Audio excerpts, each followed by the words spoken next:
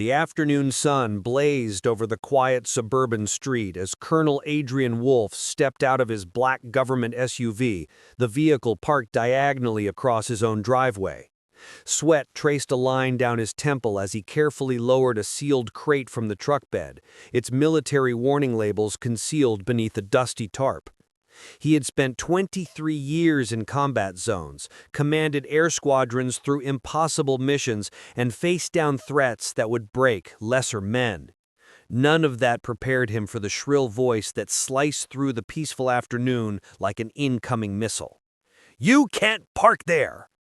Before we dive deep into the story, let's know if this story grabbed your heart. Hit subscribe right now. More twists, more truths, more powerful moments every single day. Like the video, share it, and turn on the bell so you never miss a story that hits deep. Also, tell us from where are you watching. Now get back to story. Karen Delaney stormed down the sidewalk, her phone already raised and recording, her face twisted with the righteous fury of someone who believed the entire world answered to her authority. Adrian didn't flinch. He simply looked up, his eyes calm and unreadable, the same expression he wore when reviewing reconnaissance reports before a strike. If only she knew that the man she was screaming at outranked every law enforcement unit within 50 miles. But he said nothing. Not yet. Karen jabbed her finger toward him like she was issuing a royal decree. "You're blocking the street. This is a violation of HOA code. I'm reporting you immediately." Before Adrian could respond, she dialed 911 with theatrical urgency. He watched quietly as she spun her exaggerated tale into the phone.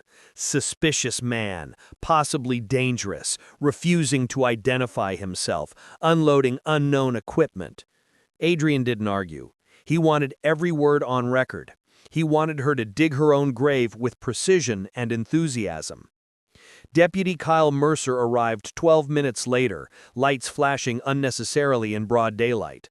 Karen waved frantically, practically dancing on the sidewalk. "There! That's him! Arrest him immediately!" Kyle stepped out of his cruiser, took one look at Adrian, and froze mid-step. He knew that face from briefings. He knew that quiet, unwavering authority from every interaction he had ever had with command personnel. "Colonel Wolfe?" Kyle asked, his voice dropping to barely above a whisper. Adrian gave a small nod. Karen blinked rapidly. "Colonel?" Her mouth opened to continue her tirade, but Kyle's sudden transformation stopped her cold. The deputy straightened his spine and positioned himself with the deference of a soldier addressing a superior officer. "Ma'am," Kyle said firmly, "please step back." For the first time in her HOA career, Karen found herself without words. But embarrassment quickly morphed into defensiveness, and defensiveness curdled into delusion. She puffed out her chest, summoning every ounce of authority her laminated badge could provide. "I don't care who he is. He violated driveway regulations. I want him cited." Kyle's jaw tightened. "Ma'am, this is his property, his driveway." "That doesn't matter. And he refused to identify himself to me, which is suspicious under HOA Regulation 14B. Adrian almost smiled. That regulation had no legal standing whatsoever. Kyle took a deep breath and delivered the words that would haunt Karen for years. "Ma'am, you have just reported the base commander of Falcon Ridge Air Force Base for parking in his own driveway. And you filed a false report against a federal officer." The color drained from Karen's face. Across the street, HOA committee members whispered with the hushed urgency of witnesses at a public execution. Karen scrambled for footing. "I didn't know! He didn't tell me!" Adrian lifted another crate, the metal scraping against the tailgate. "Ma'am," he said calmly, "I don't answer to HOA boards." The subtle edge in his tone made even Kyle shift uncomfortably. This wasn't anger, this was the cold, methodical calculation of a strategist who had already mapped every possible outcome. Karen returned home that evening trembling with humiliation rather than fear. A base commander had made her look small in front of her own committee. She couldn't let that stand. By sundown, Adrian found a thick packet in his mailbox. HOA Emergency Violation Notice, multiple offenses. Noise complaint, improper parking, unregistered vehicle, unauthorized equipment unloading. Adrian stood on his porch holding the violations like a teacher examining a child's tantrum. He had seen insurgent cells operate with more honesty than this HOA. At 0600 the following morning, Major Sabrina Holt arrived in an unmarked base sedan.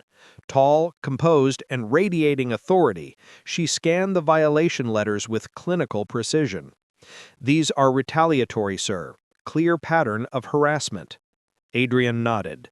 "They're attempting to pressure me into compliance." Holt tapped the papers. "Permission to counterattack with Protocol Alpha 3? Protocol Alpha 3 meant systematic documentation, activation of base legal counsel, and formal notification to federal civilian oversight.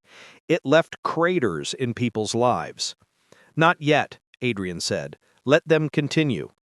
Holt allowed herself a small smirk. She knew her commander well. He wasn't ignoring the attack. He was waiting for the perfect angle to strike back with devastating precision. The next afternoon, Karen marched directly up to Adrian while he inspected his property lines. "You military types think the rules don't apply to you." Adrian didn't look up. "Only the legal ones, ma'am." Karen shoved a rolled-up map against his chest. "This is HOA jurisdiction, and that government SUV is not approved for this neighborhood." Adrian finally made eye contact. "Ma'am, that SUV is a secured military transport. You are dangerously close to interfering with federal equipment." Karen stepped back, rattled, but then whispered the sentence that sealed her fate. "We'll tow it if we have to." Adrian's jaw tightened. This wasn't HOA pettiness anymore. This was a direct threat against federal property. When Deputy Mercer arrived later that day, responding to yet another of Karen's calls, she pointed frantically at Adrian. "He threatened me. He said he would use military force against civilians." Adrian blinked slowly. "I informed her that towing my vehicle would be a federal offense." Kyle sighed heavily. "Karen, we've warned you about false reports." Karen played what she believed was her trump card.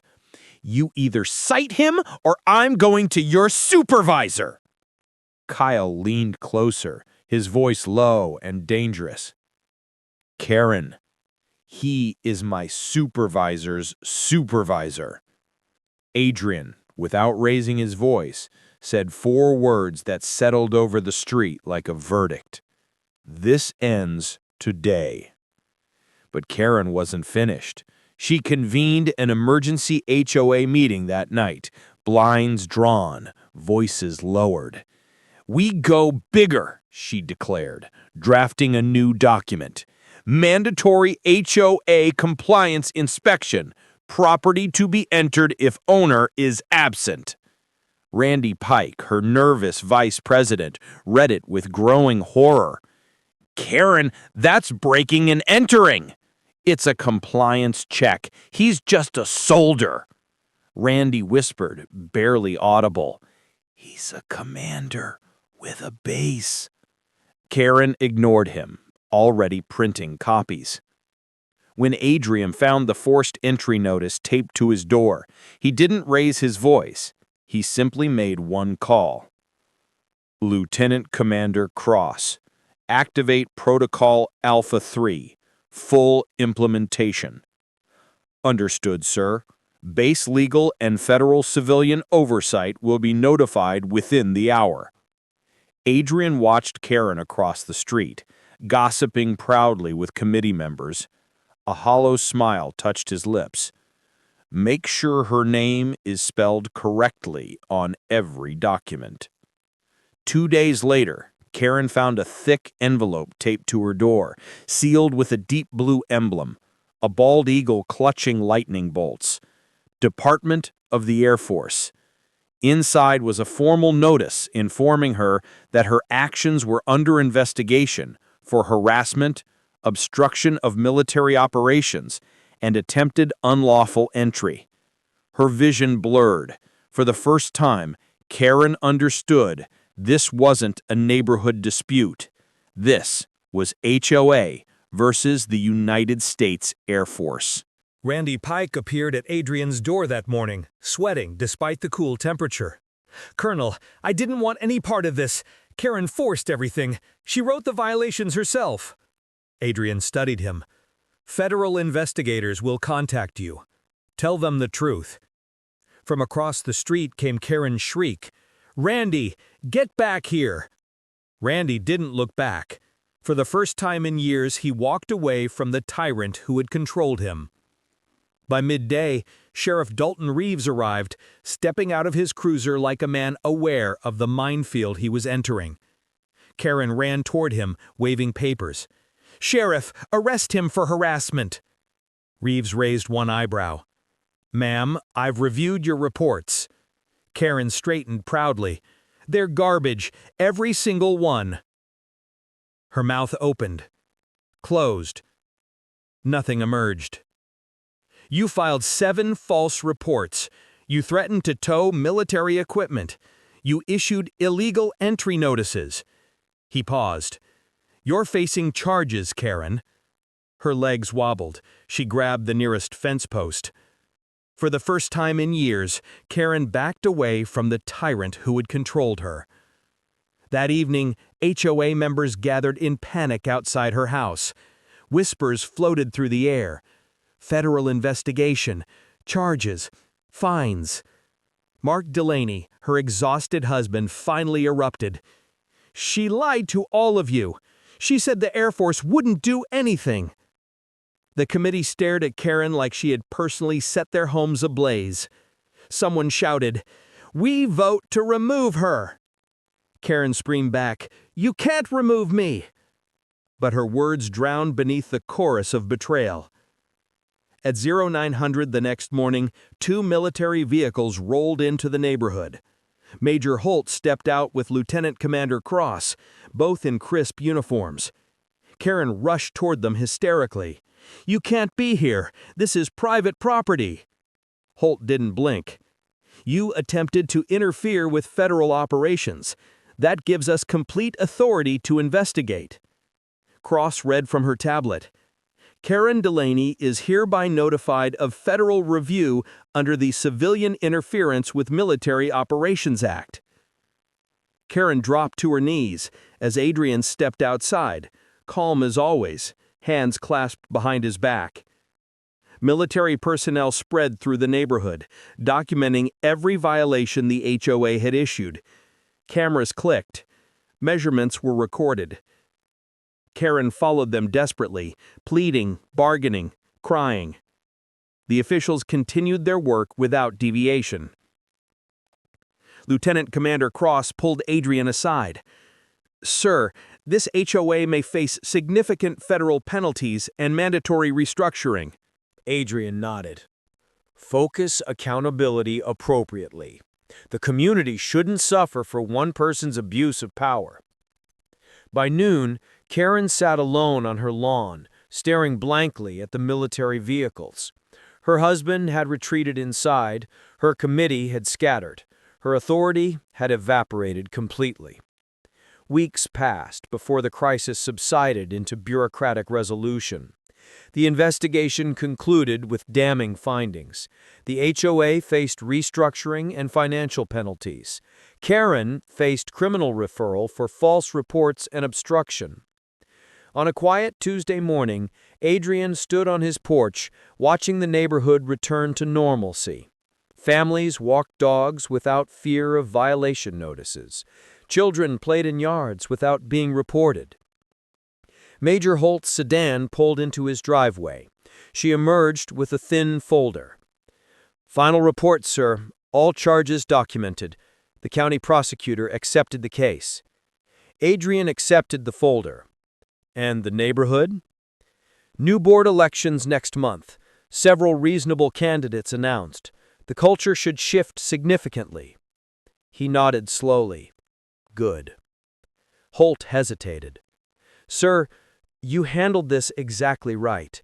Most people would have escalated emotionally. The system works when people use it properly. Karen forgot that authority requires legitimacy. Power without accountability is just tyranny wearing a different uniform. Across the street, the Delaney house sat silent. Mark had filed for divorce. Karen awaited her court date, barred from holding any community position pending resolution. Adrian felt no satisfaction in her downfall. Revenge had never been his objective. He had simply refused to be bullied, documented everything with military precision, and trusted the appropriate authorities. The lesson was simple. Never start a war with someone who understands strategy better than you do. He stepped inside and closed the door, returning to the quiet life he had earned through decades of service. The neighborhood, for the first time in years, was finally at peace.